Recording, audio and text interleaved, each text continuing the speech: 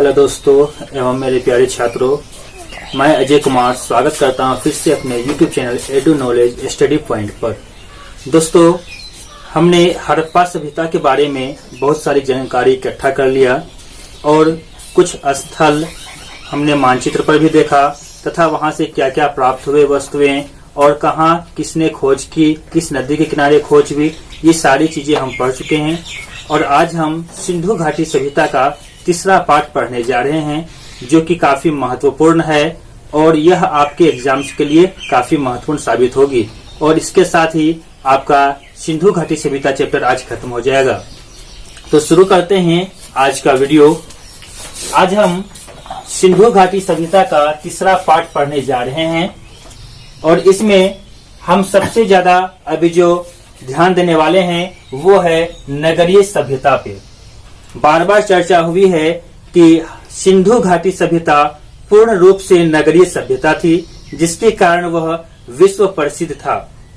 तो आखिर नगरीय सभ्यता किस प्रकार से थी, कैसी वहां पे सुविधाएं मौजूद थी और सिंधु घाटी सभ्यता को हम नगरीय सभ्यता क्यों कहते हैं और वहां से क्या क्या हमें मुख्य चीजें प्राप्त हुई है, हम वो देखेंगे।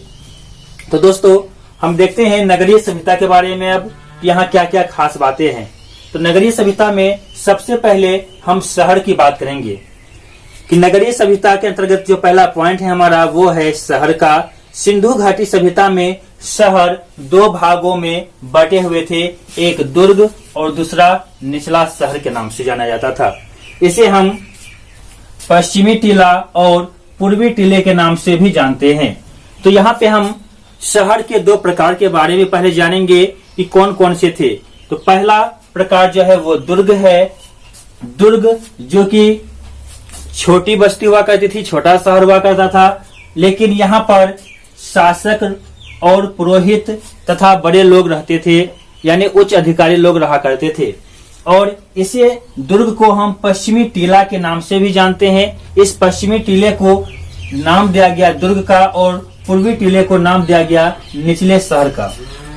दुर्ग में शासक, पुरोहित, उच्च अधिकारी या फिर महल के या जो शासक वर्ग के लोग होंगे वो निवास करते थे।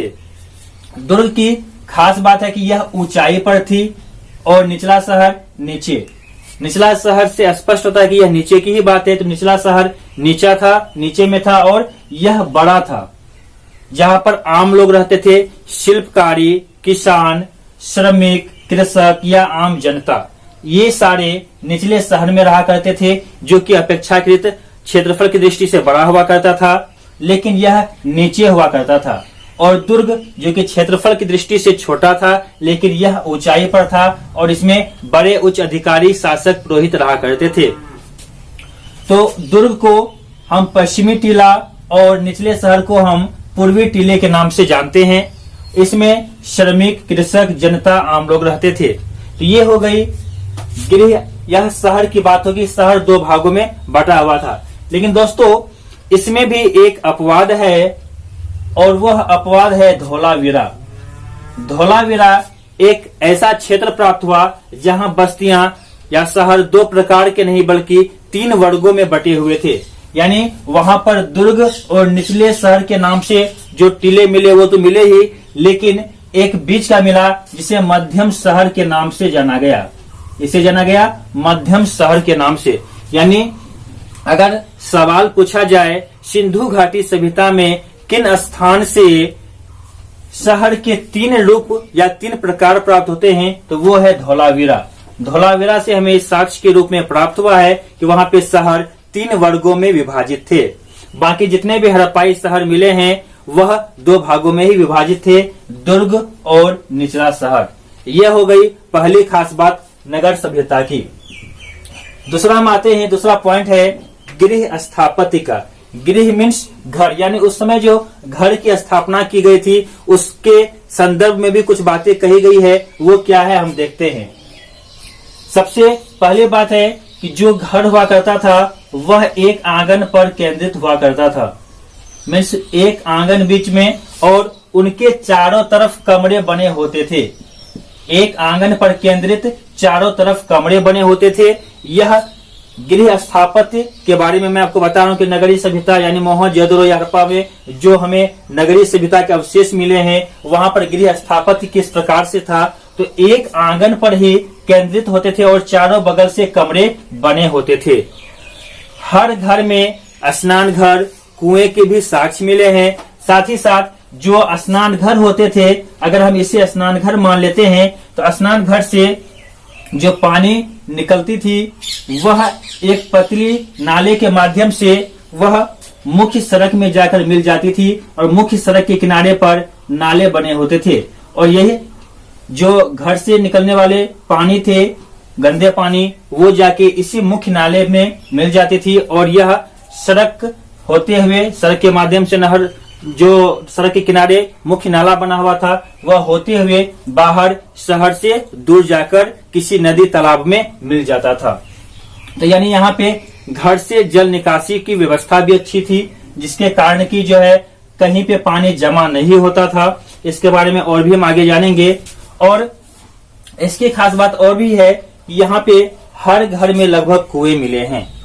सिंधु घाटी सभ्यता में जितने भी घर मिले हैं, लगभग हर घर में कुएं मिले हैं। और सबसे अधिक कुएं जो हमें प्राप्त हुए हैं वह मोहनजोदड़ो से प्राप्त हुए हैं और 700 कुएं हमें प्राप्त हुए हैं मोहनजोदड़ो से। तो यह याद रखने वाली बात है कि मोहनजोदड़ो से हमें कुल 700 कुएं के साक्ष्य प्राप्त हुए हैं। तो यह गृह स्थापत्य के अंतर्गत हमने इतनी सारी बातें देखी। अगले पॉइंट पे हम आते हैं और अगले पॉइंट पे है जल निकास प्रणाली। अभी जल निकास प्रणाली की मैं आपको बात बता रहा था कि घर से जो गंदे पानी है वह निकल के बाहर जाते थे और बाहर जाने के बाद जो है यह मुख्य नाले में मिल जाते थे। मुख्य नाले में मिलने के बाद यह वापस जो है फिर किसी नदी या पोखर में जाकर गिर जाता था, जिसके माध्यम से वो पानी बाहर हो जाते थे।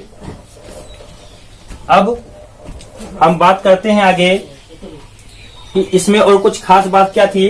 तो जो घर एवं सड़कें बनी हुई थी वह ग्रिड पद्धति के आधार पर बनी हुई थी। मीन्स ग्रिड पद्धति के आधार पर भवन और सड़कें बनाई गई थी। यह ग्रिड पद्धति क्या है, अब उसे हम जानते हैं। यहाँ जो हमें मुख्य सड़क प्राप्त हुई है, यह 10 मीटर चौड़ी सड़कें हमें प्राप्त हुई है। यह मुख्य सड़क जो थी वो 10 मीटर चौड़ी थी और मुख्य सड़क के दोनों किनारे छोटे छोटे सड़क, पतले पतले सड़क बने हुए थे, जो कि एक गली के माध्यम से जो है अंदर जाती थी और उस गली वाले सड़क के दोनों किनारे पे घर बने होते थे।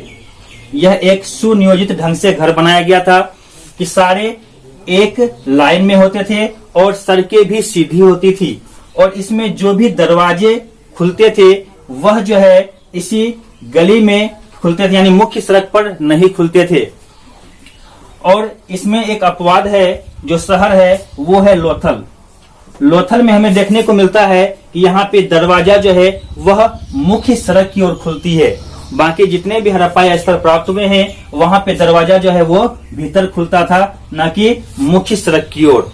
तो यह एक सुनियोजित ढंग से बनाई गई पद्धति थी। सड़कें सीधी थी, सड़क मुख्य सड़क के दोनों किनारे पर जो है छोटी और पतली सड़कें थी, जिसे गली के माध्यम से हम प्रकट कर सकते हैं। और उन गली के द्वारा लोग अंदर जाते थे और अंदर में गली के दोनों साइड में घर बने हुए होते थे। और इन घरों के जो खिड़की या दरवाजे होते थे वो कहाँ खुलते थे, तो भीतर की ओर खुलते थे। अपवाद में सिर्फ हमें याद रखना है कि एक ही क्षेत्र हमें प्राप्त हुआ है, वो है लोथल, जिसके दरवाजे जो है वो मुख्य सड़क की ओर खुलते थे। और जो यह मुख्य सड़क जो हुआ करता था वो 10 मीटर चौड़ी, जो मुख्य मार्ग थी वो 10 मीटर चौड़ी थी। इसके अलावा हम बात करते हैं ईंटों की। जो हमें सिंधु घाटी सभ्यता से ईंटें प्राप्त हुए हैं वह भी समानुपात में, यानी एक ही अनुपात में हर जगह प्राप्त हुए हैं, और जिसका अनुपात है 4:2:1। इसी अनुपात में लगभग सिंधु घाटी सभ्यता में हर जगह ईंटें प्राप्त हुई है। कुछ जगहों पर जो है कुछ अन्य प्रकार की ईंटें भी प्राप्त हुई है, जैसे मैंने इससे पहले बताया था कि आपको वक्राकार ईंटें के बारे में। तो कहीं कहीं से थोड़े अलग किस्म की ईंटें प्राप्त हुए हैं, लेकिन अधिकतर जो ईंटें प्राप्त हुए हैं वह इसी अनुपात में प्राप्त हुए हैं, 4:2:1 के अनुपात में। आगे जो यहाँ पे खास बात है नगरीय सभ्यता की, वो है मेन होज, यानी जो गली के माध्यम से पानी निकलती थी वह मुख्य सड़क के नाले में मिल जाती थी, और यह मुख्य सड़क के नालों के माध्यम से जो शहर से बाहर पानी जाती थी, और वहां पे एक बड़ा हौज लगा हुआ रहता था, और जिसमें कि बाद में अगर कोई गंदगी जमा हो जाए या कचरा फंस जाए तो वहां पे साफ करने की भी व्यवस्था थी। यानी मेन हौज के माध्यम से नालों की सफाई भी की जाती थी, और जितने भी नाले बने हुए थे वो ढक्कन से लगे हुए थे, मीन्स की ढके हुए थे कि अगर वक्त आए तो उसे खोलकर उसकी सफाई की जा सकती है जिससे पानी जाम नहीं हो। तो यह एक बेहतरीन व्यवस्था की गई थी सिंधु घाटी सभ्यता में। इसके बाद हम अगला पॉइंट की ओर बात करेंगे, वो है सामूहिक भवन। सिंधु घाटी सभ्यता में हमें कुछ सामूहिक भवन भी प्राप्त होते हैं, जिससे हम अनुमान लगा सकते हैं कि उस सामूहिक भवन का प्रयोग जो है किसी बैठक या फिर पंचायत वगैरह के लिए किया जाता होगा, या फिर किसी अगर विशेष कार्यक्रम के लिए ज्यादा लोगों को इकट्ठा करना होगा तो वो उसी जगह पर इकट्ठा करते होंगे, जिसके माध्यम से लोग एक दूसरे से संवाद कर पाते होंगे। आगे बात करते हैं विशाल अन्नागार। इसके बारे में भी पहले बात हो चुकी है कि हमें विशाल अन्नागार प्राप्त हुआ है, जिसे हम अन्न का भंडार गृह भी कहते हैं। तो विशाल अन्नागार जो हमें प्राप्त हुआ है, वह विशाल अन्नागार जो था उसमें अनाजों को रखा जाता था जमा करके आपदा के लिए, मीन्स आपदा या संकट की स्थिति में अनाज को जमा करके रखा जाता था इस विशाल अन्नागार में, जिसके माध्यम से अगर कभी आपदा हो जाए, अकाल हो जाए, तो उस स्थिति में जो है यहाँ से अनाज निकाल कर जो है उसका प्रयोग किया जा सकता था। आगे अगला पॉइंट जो है वो है विशाल स्नानागार। यह हमें मोहनजोदड़ो से प्राप्त हुआ है विशाल स्नानागार, और विशाल स्नानागार का प्रयोग जो है संभवतः किसी अनुष्ठानिक स्नान या फिर सामूहिक स्नान के लिए किया जाता होगा। किसी बड़े कार्यक्रम, पूजा पाठ या फिर किसी अन्य बड़े कार्य के लिए जो है जाने से पहले अगर ज्यादा लोगों को एक साथ नहाने की आवश्यकता होती होगी तो वो इस विशाल स्नानागार में नहाते होंगे, और यह विशाल स्नानागार को मुख्य रूप से अनुष्ठानिक स्नान के रूप में जाना जाता है। इसके अलावा अगला पॉइंट जो है वो है किलेबंदी, कि हमें जो भी शहर प्राप्त हुए हैं वह लगभग किलेबंदी प्राप्त हुए हैं, मीन्स की उन शहर के चारों तरफ बाउंड्री हमें मिली है। जैसे हमने यहाँ पर देखा, यहाँ पर दुर्ग में जो है यह बाउंड्री की हुई है, लेकिन निचले शहर में बाउंड्री नहीं थी।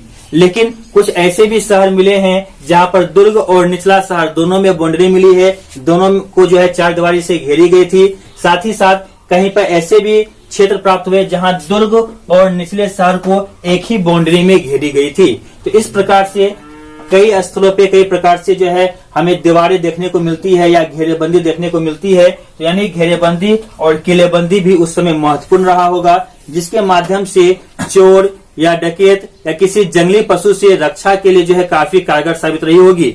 अगर किसी बाहरी आक्रमण या फिर किसी पशु के आक्रमण का भय भी रहा होगा तो इस किलेबंदी के माध्यम से वह भय दूर हो गया होगा और अपने आप को सुरक्षित महसूस करते होंगे। तो इस प्रकार से नगरीय सभ्यता की जो है यह 10 मुख्य बातें हैं जो हमें देखने को मिलती है, और इससे हम यह मान सकते हैं कि हड़प्पा सभ्यता या सिंधु घाटी सभ्यता पूर्ण रूप से नगरीय सभ्यता थी। इसके अलावा और भी हमें कई सारे चीज प्राप्त हुए वहां से, जिसके माध्यम से हम और अच्छे से समझ पाएंगे कि यह सभ्यता पूर्ण रूप से सिंधु घाटी सभ्यता जो है वह नगरीय सभ्यता ही थी। तो हम और आगे बढ़ते हैं, आगे की बात करते हैं। चलिए दोस्तों, अब कुछ और खास बात हम देखते हैं हड़प्पा सभ्यता और सिंधु घाटी सभ्यता के बारे में। सिंधु घाटी सभ्यता जिसे हड़प्पा सभ्यता भी कहते हैं, इसके बारे में कुछ खास बातें और भी है। यहाँ की मुख्य फसल क्या थी, कृषि क्या क्या होती थी। तो सिंधु घाटी सभ्यता यानी हड़प्पा सभ्यता में जो कृषि की जाती थी उसमें मुख्य रूप से जौ, गेहूं, दाल, सफेद चना, तिल, कपास, बाजरा तथा चावल, इन सब चीजों की उसमें हड़प्पा सभ्यता में खेती की जाती थी। लेकिन बाजरा तथा चावल के साक्ष्य जो है हमें कम ही प्राप्त हुए हैं। बाकी जौ, गेहूं, दाल, सफेद चना, तिल, कपास, ये सारी चीजें हमें कई स्थलों से प्राप्त हुई है, लेकिन बाजरा और चावल हमें कम ही प्राप्त हुआ है। इसलिए हम कह सकते हैं कि बाजरा और चावल की खेती कम होती थी, लेकिन मुख्य फसल जो थी वो जौ, गेहूं, दाल, सफेद चना, तिल तथा कपास हुआ करती थी। उस समय कपास के माध्यम से वे सूती वस्त्र का निर्माण भी करते थे और उसमें सूती वस्त्र तथा ऊनी वस्त्र दोनों ही वस्त्रों का सिंधु घाटी सभ्यता के लोग प्रयोग में लाते थे। इसके अलावा जो सिंधु घाटी सभ्यता के पालतू पशु हैं, उनमें से मुख्य रूप से कुत्ता, बैल, भेड़, बकरी तथा सुअर, यह मुख्य रूप से जो है पालतू पशु के रूप में हड़प्पा सभ्यता के लोगों का माना जाता है। और उनका जो प्रिय पशु हुआ करता था वो होता था कुबर वाला सांड। कुबर वाला सांड जो है सिंधु घाटी सभ्यता के लोगों का प्रिय पशु हुआ करता था, जिसे एक श्रृंगी पशु भी कहा जाता है। इसके अलावा मुख्य बातें हैं सड़कें, जो हमने अभी पहले ही पढ़ा कि ग्रिड पद्धति में बनी हुई थी, जो कि समकोण पर एक दूसरे को काटती थी। किस प्रकार से थी वो भी हम देख चुके हैं कि वह बिल्कुल समकोण के रूप में सड़कें जाती थी। मुख्य सड़क है तो यह एक सड़क निकलती थी जिसे हम गली कहते थे। तो इस प्रकार से समकोण आधारित था, जिसे हम ग्रिड पद्धति भी कहते हैं। उसके बाद है शिल्प उत्पादन। शिल्प उत्पादन में मुख्य रूप से जो कार्य होते थे वो मणके बनाना, शंख की कटाई, मोहर, और मोहर का जो प्रयोग होता था, जो मोहर बनते थे वह सेलखरी नामक पत्थर से बनाए जाते थे, जो कि एक मुलायम पत्थर हुआ करता था।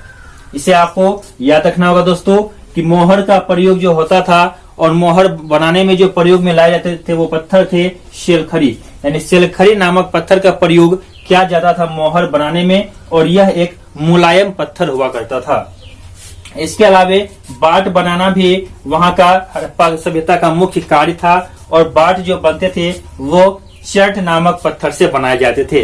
यहाँ पे याद रखना है कि बाट जो बनते थे वो चट नामक पत्थर से, और मोहर बनते थे सेलखरी नामक पत्थर से।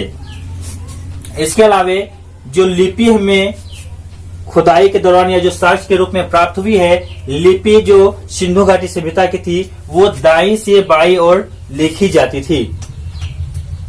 कुछ हमें सिंधु घाटी सभ्यता से विलासिता की वस्तुएं भी प्राप्त हुई है, जो खासकर अनुमान लगाया जा सकता है कि उस समय के शासक वर्ग के लोग या जो उच्च अधिकारी होते होंगे वो प्रयोग में लाते होंगे। और उसमें से जो मुख्य हमें प्राप्त हुआ है वो है फ्रांस के बर्तन। फ्रांस का बर्तन हमें प्राप्त हुआ है, जो मुख्य रूप से विलासिता की वस्तुओं में आती है, और इसमें जो है सुगंधित द्रव्य रखी जाती थी, जिसका प्रयोग शासक वर्ग या पुरोहित अथवा कुछ उच्च अधिकारी लोग क्या करते होंगे। आगे है वर्ण व्यवस्था। सिंधु घाटी सभ्यता वर्ण में विभाजित था, लेकिन जो वर्ण वैदिक सभ्यता में हमने देखा ब्राह्मण, क्षत्रिय, वैश्य, शूद्र, वैसी कोई वर्ण व्यवस्था नहीं थी। यहाँ की जो वर्ण व्यवस्था थी वो पुरोहित, व्यापारी, श्रमिक और शिल्पी का हुआ करता था। यानी यहाँ भी वर्ण व्यवस्था 4 भागों में विभाजित था, जिसमें पहला पुरोहित, दूसरा व्यापारी, तीसरा श्रमिक और चौथा शिल्पी हुआ करते थे। इसके अलावा मनोरंजन के लिए भी वे लोग कुछ खेल खेला करते थे, जिसमें मुख्य रूप से पासा खेलना, शिकार करना तथा पशु की लड़ाई करवाना होता था। यानी यहाँ मनोरंजन के लिए जो है पासा खेले जाते थे, शिकार किए जाते थे और पशु की लड़ाई भी करवाई जाती थी। साथ ही साथ यहाँ जो भोजन करते थे लोग वो शाकाहारी और मांसाहारी दोनों ही प्रकार के होते थे। यानी लोग जो होते थे हड़प्पा सभ्यता में वो शाकाहारी और मांसाहारी दोनों ही होते थे। इसके बाद जो मुख्य पॉइंट है वो है लौकिक जीवन। इनका जो जीवन होता था वो लौकिक पर आधारित था। इसमें धर्म का वर्चस्व ज्यादा नहीं था, धर्म का वर्चस्व ना के बराबर था। धर्म जो है सिर्फ मात्र जीवन का एक अंग था। जो सिंधु घाटी सभ्यता के लोग थे उनका जो है धर्म में ज्यादा विश्वास नहीं था, वह सिर्फ जीवन का मात्र एक अंग के रूप में था, लेकिन धर्म का वर्चस्व नहीं था। हमने देखा भी है कि सिंधु घाटी सभ्यता में हमें मूर्तियां प्राप्त हुई है मातृ देवी और पशुपति नाथ की, लेकिन कहीं पर भी मंदिर हमें प्राप्त नहीं हुआ है। इसलिए हम यह कह सकते हैं यहाँ पर धर्म वर्चस्वशाली नहीं था, केवल एक जीवन का अंग मात्र ही था। तो यह कुछ खास बातें हैं।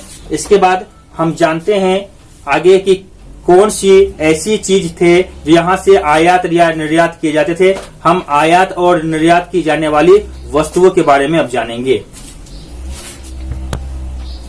अब हमें जानना है हड़प्पा सभ्यता में किन चीजों का आयात और निर्यात किया जाता था। तो सबसे पहले हम निर्यात देख लेते हैं कि हमारे भारत से यानी सिंधु घाटी सभ्यता से किन चीजों का निर्यात दूसरे देशों में किया जाता था। उसमें से खास जो है वो है सूती वस्त्र। अभी हमने देखा था कपास की खेती हमारे यहाँ काफी ज्यादा हो रही थी, जिसके कारण हमारे यहाँ सूती वस्त्र अच्छे खासे बनते थे। तो सूती वस्त्र का हमारे सिंधु घाटी सभ्यता से निर्यात किया जाता था दूसरे देशों में। सूती वस्त्र के बाद हाथी दांत और लकड़ी का भी हमारे यहाँ से निर्यात किया जाता था। यानी सिंधु घाटी सभ्यता से निर्यात की जाने वाली जो वस्तुएं थी वो सूती वस्त्र, हाथी दांत और लकड़ी, यह तीन प्रमुख थी। इसके अलावा हम आयात के बारे में जानते हैं किन किन चीजों को बाहर से मंगवाया जाता था खासकर। तो उसमें से पहला है चांदी। चांदी जो है ईरान और अफगानिस्तान से लाया जाता था। टीन अफगानिस्तान से लाया जाता था। सोना दक्षिण भारत से।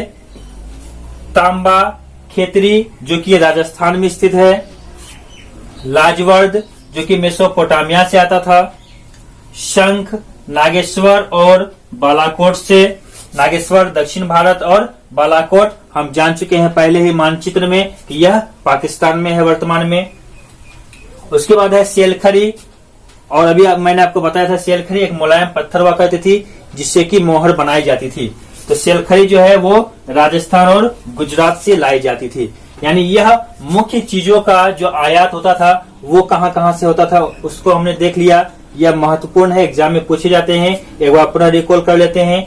चांदी ईरान और अफगानिस्तान से। टीन अफगानिस्तान से। सोना दक्षिण भारत से। तांबा खेतरी जो कि राजस्थान में है। लाजवर्द मेसोपोटामिया से। शंख नागेश्वर तथा बालाकोट से। सेलखरी राजस्थान तथा गुजरात से। यह मुख्य चीजों का आयात और निर्यात किया जाता था सिंधु घाटी सभ्यता में। तो दोस्तों इसके साथ ही हमारा चैप्टर सिंधु घाटी सभ्यता आज समाप्त होता है, और अगले चैप्टर में फिर हम मिलेंगे वैदिक सभ्यता के साथ। इनके अलावा और भी मेरा ज्योग्राफी का वीडियो अपलोडेड है और कुछ अपलोड होने वाला है, आप उन्हें भी देखें और आपको वो भी अच्छा लगेगा और एग्जाम में काफी महत्वपूर्ण साबित होगी। और मेरे जो भी वीडियो आ रहे हैं चाहे हिस्ट्री से हो, ज्योग्राफी से हो, पॉलिटिकल से हो या अन्य विषयों से हो, उसे आप जरूर देखें। देखने के बाद अगर आप यह महसूस करते हैं कि आपके एग्जाम्स में महत्वपूर्ण साबित होगी तो आप लाइक शेयर और मेरे चैनल को सब्सक्राइब जरूर कीजिएगा। और जहां भी अगर आपको समझने में कहीं दिक्कत होगी तो आप कमेंट बॉक्स में मेरे से पूछ सकते हैं, आपको उसका सॉल्यूशन दिया जाएगा। तो दोस्तों अगर आपको यह वीडियो अच्छा लगा हो तो लाइक कीजिएगा, शेयर कीजिएगा अपने दोस्तों के साथ तथा रिश्तेदारों के साथ, और मेरे चैनल को सब्सक्राइब कीजिएगा तथा बेल आइकन को प्रेस कर दीजिएगा, जिससे कि मेरे सारे आने वाले वीडियो आप तक पहुंच पाए और आप घर बैठे अच्छी तैयारी कर सके। फिर मिलते हैं हम अगले वीडियो में।